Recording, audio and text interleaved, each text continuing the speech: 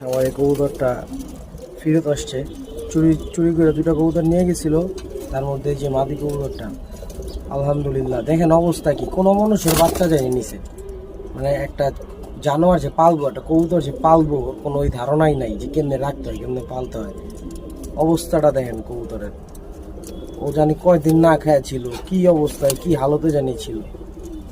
আহ, জানোয়ার, আল্লাহ তোর বিচার করবো। যাক, লগেরটা সবাই দোয়া করবেন, সাথে নটটার জন্য চলে আসে আলহামদুলিল্লাহ। এই যে আমার এই কোপটার মধ্যে ছিল কবুতর জোড়াটা, এখান থেকে এক জোড়া কবুতর নিয়ে যায়, মাদিটা আর কি চলে আসছে। আর এখান থেকে এক জোড়া না, এটা পরের দিন আবার রাইখা যায় সিঁড়ি যে মুছে ওটার বালতির মধ্যে, ওই জোড়াটা পাই। আর এর মধ্যে আজকে মনে করেন প্রায় 1 মাসের উপরে হবে কবুতরগুলো নিচে। তো এর মধ্যে এই কবুতরটা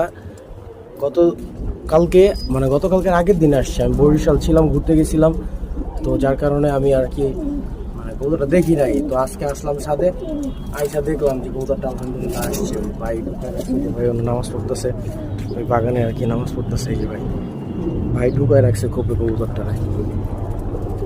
আল্লাহর কাছে শুক্রিয়া, আলহামদুলিল্লাহ।